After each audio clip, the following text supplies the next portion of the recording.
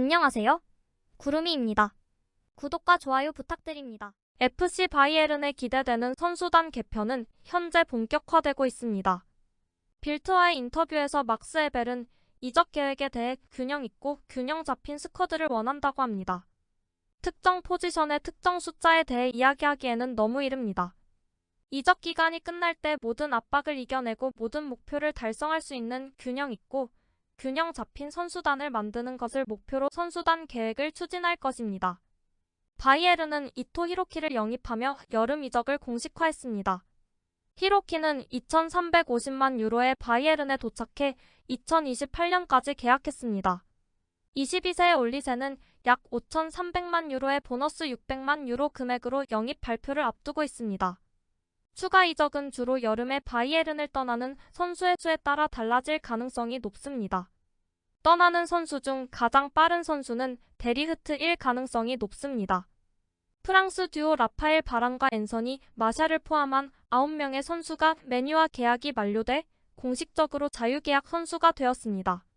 조니 에반스, 브랜든 윌리엄스, 톰 히트는 재계약을 기다리고 있고 아카데미 졸업생인 찰라 쇼타이어, 찰리 맥닐, 키 플럼리, 마커스 로렌스는 모두 계약이 끝나고 떠났습니다. 라파엘 바란은 이번 여름에 자유이적을 진행 중이고 조니 에반스는 아직 새로운 계약을 제안받지 못했습니다. 유나이티드는 전력을 강화할 새로운 수비수가 절실히 필요한 상황입니다.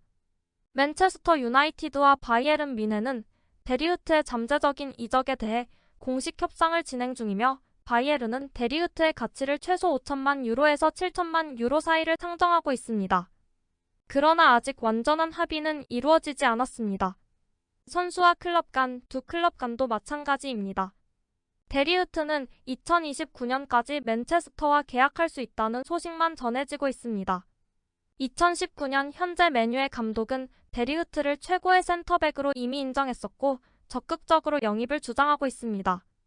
데리흐트가 자신의 잠재력의 60에서 80%를 보여주었는지는 모르겠습니다. 하지만 우리는 유럽 최고의 수비수 중 한 명에 대해 이야기하고 있으며 그가 곧 이 포지션에서 1순위가 될 것이라는데 의심의 여지가 없습니다.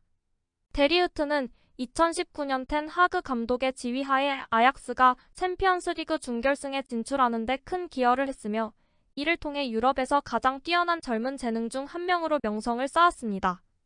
맨체스터 유나이티드가 2019년에 데리흐트 영입에 나섰지만 유벤투스가 데려가면서 영입은 무산되었습니다.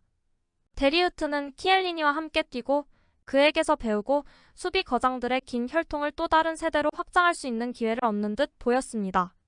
하지만 키엘리니가 데리흐트의 첫 시즌 시작과 함께 전방 십자인대 파열로 인해 기대는 엇나가기 시작했습니다. 실수는 확대되었고 오류는 더욱 커져 잠재력에 아직 부응하지 못하고 있다는 생각이 퍼졌습니다.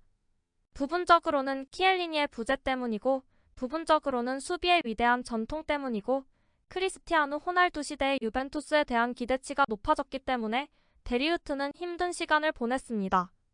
마우리치오 사리부터 안드레아 피를로, 막스 알레그리까지 여러 감독이 번갈아가며 여러 수비 시스템에서 다양한 역할에 기용했음에도 데리흐트는 키엘리니의 궁극적 후계자로서의 지위는 갖지 못했습니다.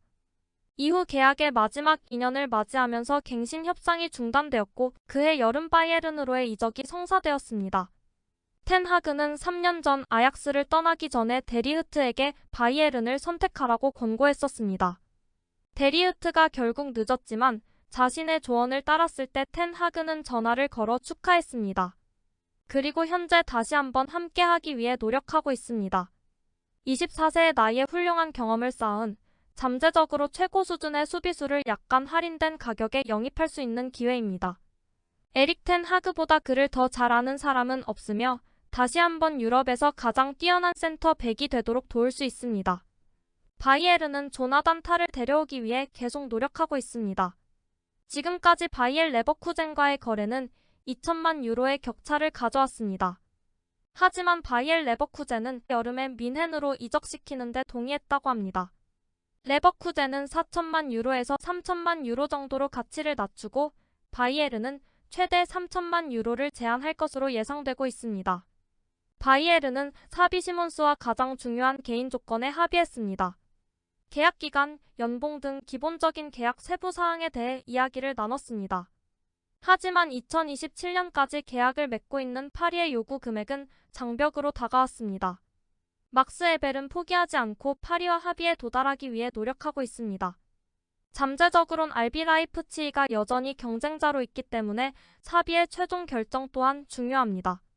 바이에른 뮌헨은 사비 시몬스에 대한 또한 찾고 있습니다. 스타드렌에 떠오르는 재능인 데지레 두에는 곧 뮌헨에서 화제가 될 수 있습니다. 바이에른 뮌헨은 데지레 두에에게 큰 관심을 보이고 있다고 합니다. 지난 5월 잠재적인 바이에른 타겟으로 언급되었던 두에는 미드필더의 귀중한 영입 선수가 될 수 있습니다. 8번 포지션과 10번 포지션 모두에서 플레이할 수 있는 두에는 바이에른이 찾고 있는 필요한 유연성과 기술을 갖고 있고 파리 생제르맹도 이 미드필더 영입에 큰 관심을 보이고 있습니다. 두에의 시장 가치는 3천만 유로입니다. 두에는 31경기에서 4골을 넣었고 5개의 어시스트를 기록하기도 했습니다. 사비 시몬스의 이적이 너무 복잡하거나 너무 비싸다면 두에가 재정적으로 더 매력적인 옵션이 될 수 있습니다. PSG는 바이에른에게 6천만 유로 이상을 요구하고 있습니다. 에릭 막심 슈퍼모팅이 떠난 후 바이에른은 올 여름 해리케인의 새로운 백업 스트라이커를 찾고 있습니다. 새로운 스트라이커를 찾는 바이에른의 브릴 엠볼로라는 이름이 거론되고 있습니다. 27세의 브릴 엠볼로는 분데스리가에서 낯선 사람이 아닙니다. 2016년부터 2022년까지 FC 샬케사와 보루시아 맨헨글라트바흐에서 뛰었습니다. 그 후 AS 모나코와 계약을 맺었고 뮌헨 팀과 선수 사이에는 이미 거의 2년 전부터 접촉이 있었습니다.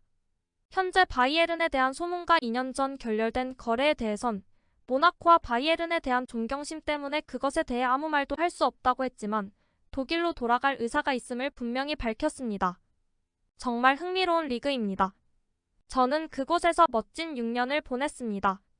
이곳에서 뛰는 스위스 선수들 때문에 제가 팔로우하는 리그이기도 하죠. 문제가 발생하면 반드시 살펴봐야 합니다. 엠볼로는 사내, 우파메카노, 고레츠카, 슈퍼모팅을 개인적으로 알고 있을 뿐만 아니라 2019년 겔젠키르헨에서 글라드바흐로 데려온 디렉터 막스 에벨도 잘 알고 있습니다. 엠볼로는 2026년까지 모나코와 계약을 맺고 있습니다. 현재 시장 가치는 1200만 유로로 추산되는 엠볼로를 모나코가 여름에 기꺼이 내보내줄지는 아직은 불분명합니다. 토트넘은 2006년에 태어난 잉글랜드 최고의 재능 중 한 명에게 4천만 파운드의 이적료를 지불했고 그레이는 토트넘에서 등번호 14번을 달게 됩니다. 토트넘은 아치 그레이와 6년 계약을 체결해 2030년까지 함께할 예정이며 주 포지션은 중앙 미드필더이지만 오른쪽 풀백 또한 가능한 영국 U21 국가대표입니다. 구독과 좋아요는 제작하는 데 큰 힘이 됩니다. 감사합니다. 다음에 또 보아요.